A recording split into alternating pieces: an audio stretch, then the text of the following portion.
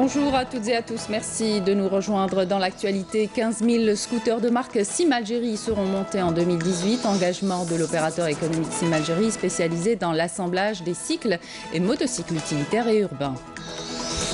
Un important programme d'investissement à Defla qui compte 12 zones d'activité et 2 parcs industriels. Plus de 200 projets ont été validés dans cette wilaya. Ouverture de la route reliant Chevalet à Bab Loued après une chute de pierre au niveau de Beaufraisier. Reprise également de la circulation au niveau de l'autoroute d'Albeda Zeralda après la chute d'un panneau publicitaire hier soir. Un bon plan de sortie à vous proposer ce matin au musée du Bardo à Alger qui recèle des trésors sur l'histoire mais surtout la préhistoire dans notre pays. Bienvenue à tous. Le ministre de l'Intérieur, des collectivités locales et de l'aménagement du territoire a entamé ce samedi une visite de travail et d'inspection de 2 jours dans la wilaya de Betna. Une visite qui a été entamée par une cérémonie d'inhumation des ossements de 14 martyrs de la guerre de libération nationale au niveau de la commune de Haï Shaba à Betna. Au cours de cette visite, Nordine Bedoui inspectera l'avancement des travaux de réalisation de projets socio-économiques et de développement local de cette wilaya. À Sétif, assemblage des cycles et motocycles en Algérie. 15 000 scooters de marque Sim Algérie seront montés en 2018. Premier opérateur économique à avoir lancé ce projet dans la région de Ain Azel à Sétif. L'unité arrive à sortir de son atelier de montage pas moins de 8 000 scooters, essentiellement utilitaires et urbains. Reportage Najma Harish. La marque taïwanaise Sim Sangyang Motors investit le marché algérien grâce à cette unité d'assemblage de motos et de scooters située à Ain Azel dans la wilaya de Sétif. Une exclusivité mais aussi une première en Algérie. Importateur des 2 roues auparavant, Abdelghani Reguigui se contente aujourd'hui d'importer la pièce détachée, mais surtout la technologie et le savoir-faire. Nous nous sommes accordés avec nos partenaires pour le transfert des technologies et du savoir, en vue d'atteindre les objectifs tracés, à savoir l'intégration des marchés internationaux et arrêter l'importation de ces motos. Nous aspirons aussi à assurer un bon nombre d'emplois pour les jeunes. Après une année d'activité, notre entreprise a atteint un taux d'intégration de 14 à 15% et nous aspirons à atteindre un taux de 25% durant l'année en cours. Un véritable travail de fourmi effectué par les 120 travailleurs de l'unité, formés sur place par des experts étrangers. La chaîne de production commence par le châssis où le numéro est sculpté sur le cadre musculaire.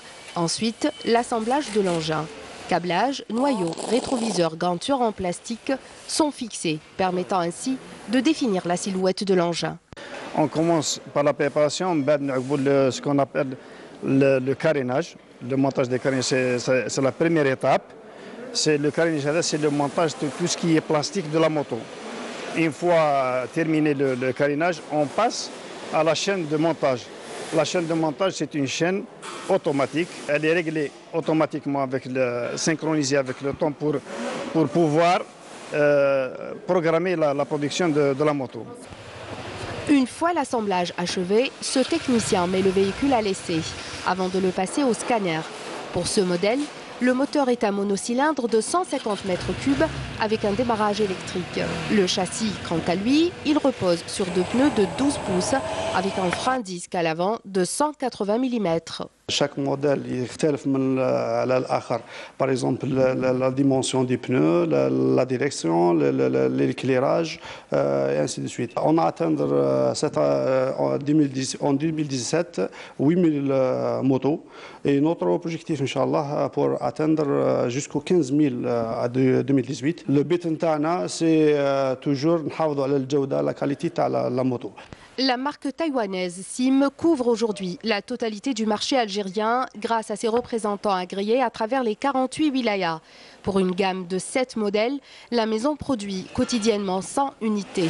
Un chiffre appelé à augmenter grâce à l'extension de l'usine prévue incessamment.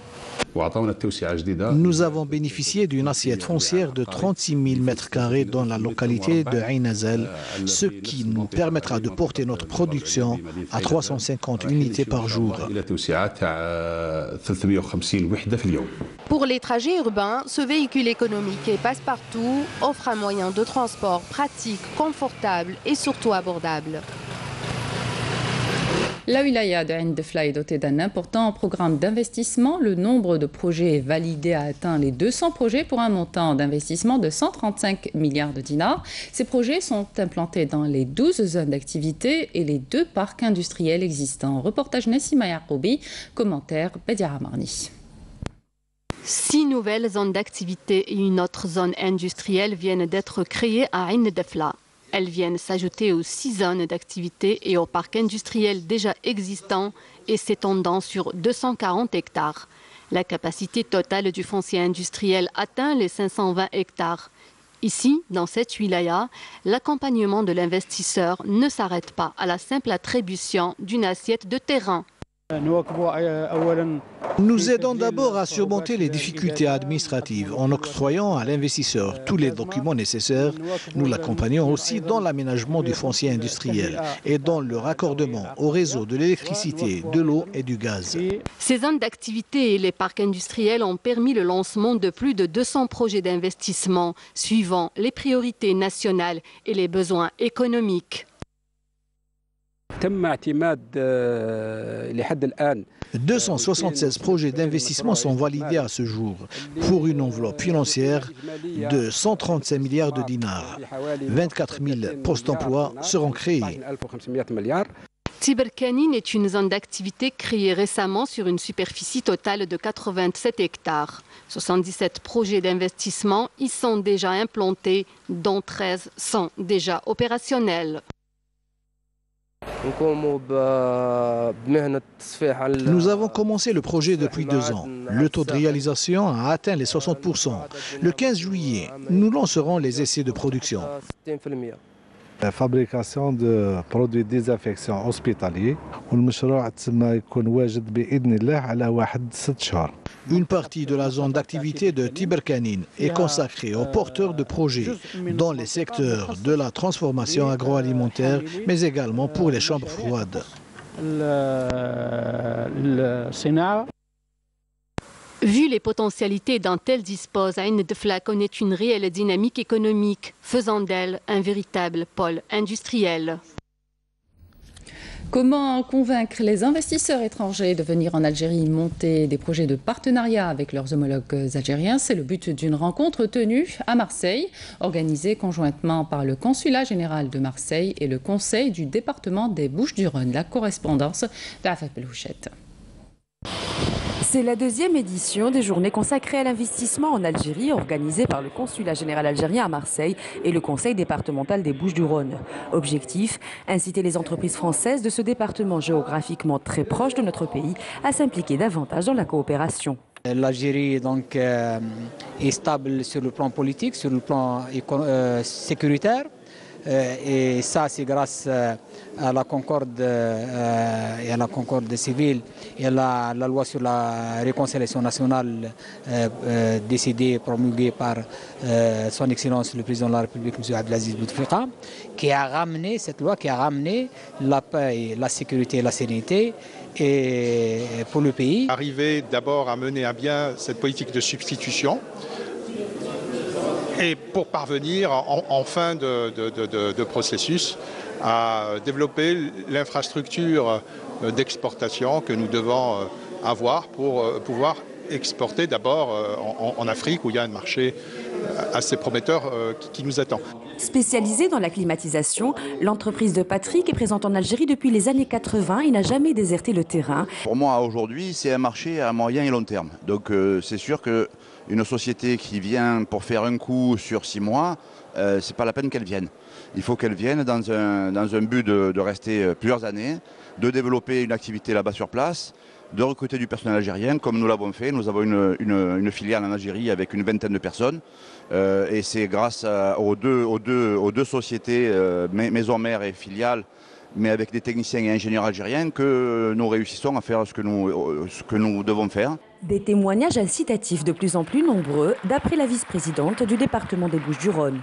Ce qu'on peut voir au vu des témoignages qui ont été faits aujourd'hui, c'est qu'il y a finalement beaucoup d'entreprises françaises qui vont s'installer et travailler en Algérie. Et donc du coup, ça donne de l'emploi en Algérie, ça crée des richesses en Algérie, mais ça permet aussi à des entreprises françaises de se développer en Algérie. Des entrepreneurs qui comptent sur l'ingéniosité de leurs homologues algériens pour créer un partenariat plus pérenne. La circulation routière a été suspendue hier soir sur la route reliant Chevalet à Bab el Oued après une chute de pierre au niveau de Beaufraisier. Les services de la protection civile de la wilaya d'Alger se sont intervenus pour essayer de rouvrir la route à la circulation aux citoyens. Un effondrement rocheux qui n'a fort heureusement pas causé aucune perte humaine ou matérielle.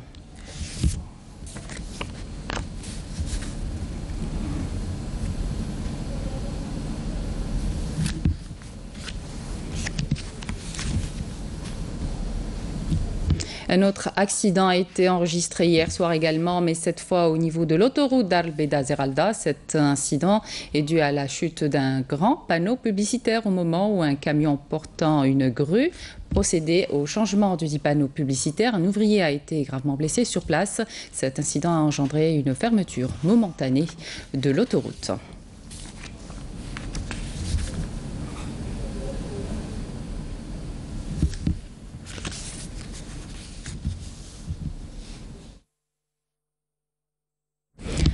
L'actualité à l'étranger en bref ce matin marquée par la poursuite de l'escalade de violence de l'armée israélienne contre le peuple palestinien sans défense. Camélia Mlel.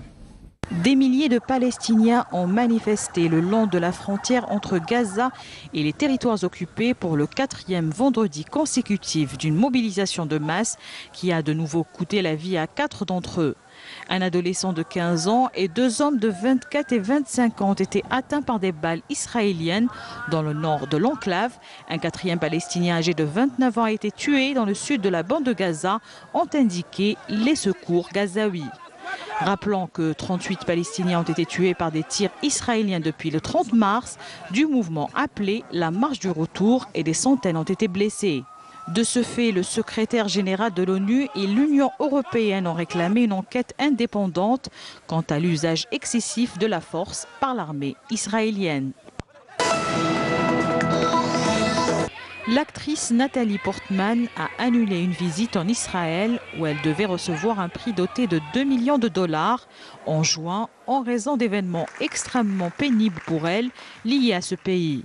Notamment les dernières violences perpétrées à l'encontre des Palestiniens, a annoncé l'organisation décernant cette récompense. La Corée du Nord a annoncé aujourd'hui la fin des essais nucléaires et des tests de missiles intercontinentaux, ainsi que la fermeture de ce site d'essais atomiques. Un geste aussitôt salué par le président américain Donald Trump, qui doit prochainement rencontrer le dirigeant nord-coréen Kim Jong-un pour un sommet inédit.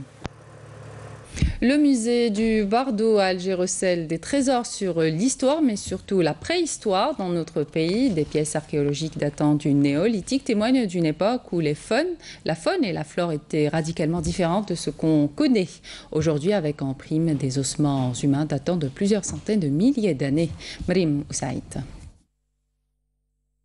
Le musée Bardo est un joyau d'architecture et d'histoire. Palais datant de l'époque ottomane, il était autrefois habité par de hauts dignitaires. C'est une exposition qui a été inaugurée en 2016, en mars 2016. Elle raconte un peu la préhistoire algérienne. On a présenté un peu les sites qui racontent une chronologie de 2 millions d'années jusqu'à 10 000 ans.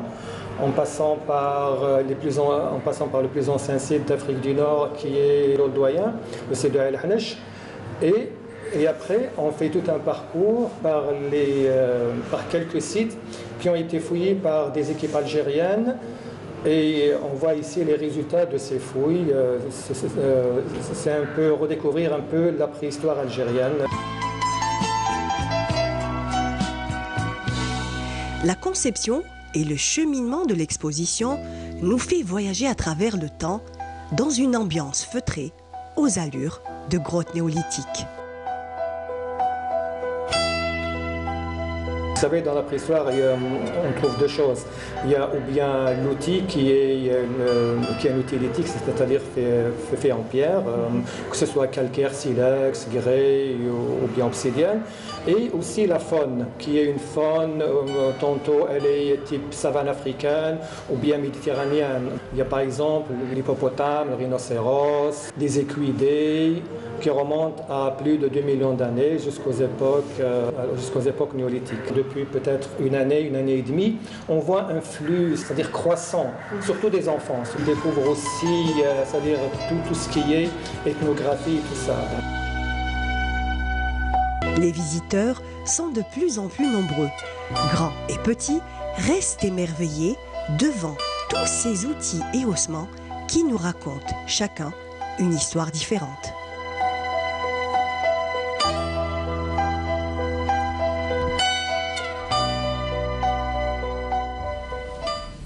Place au chant et l'aventure Al-Han wa Shabab continue pour Nassim et Idriss qui ont donné le meilleur d'eux-mêmes hier soir et l'élimination de Rihab et Badrou au 7e Prime avec comme invité d'honneur l'artiste Lila Borsali qui a animé la soirée.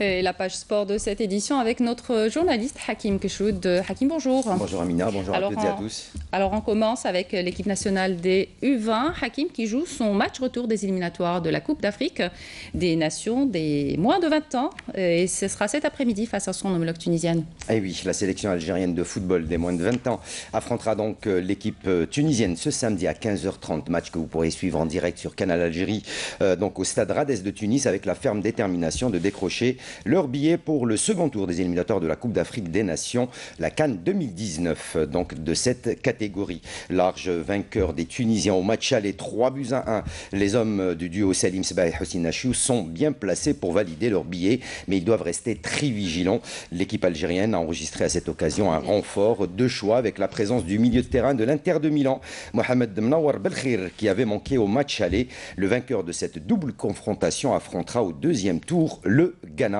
en match aller-retour en mois de mai prochain. La phase finale de la Coupe d'Afrique des Nations 2019, on vous le rappelle, aura lieu au Niger. Et puis foot toujours avec la 26e journée du championnat d'Algérie disputée hier et qui profite au CS Constantine. Et oui, le CS Constantine qui a franchi un grand pas vers le titre en prenant 6 points d'avance sur ses dauphins et sur le Mouloudia d'Alger grâce à une victoire sur le fil contre l'USMA d'Alger hier pour le compte de la 26e journée. Une journée qui a vu également le doyen se faire surprendre à domicile par le Nasser Hussein Dey. Les résultats complets de cette 26e journée du championnat professionnel Mobilis Ligue 1. Le Shabab Riadi de Belouizdad a fait match nul face à la GS Kabylie, un but partout. L'Olympique de Médéa s'est imposé 2-0 face au MC Oran. Le CS Constantine a battu l'USMA 2-1. L'USM Bel-Abbès a été battu par la GS Saoura 1-0.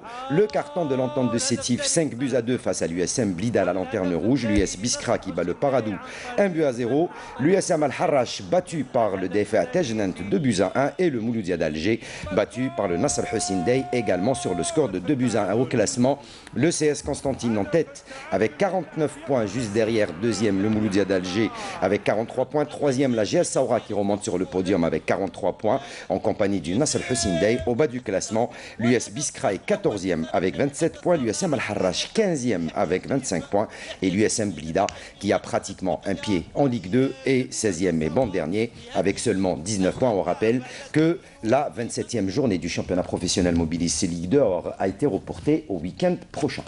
Hakim, merci.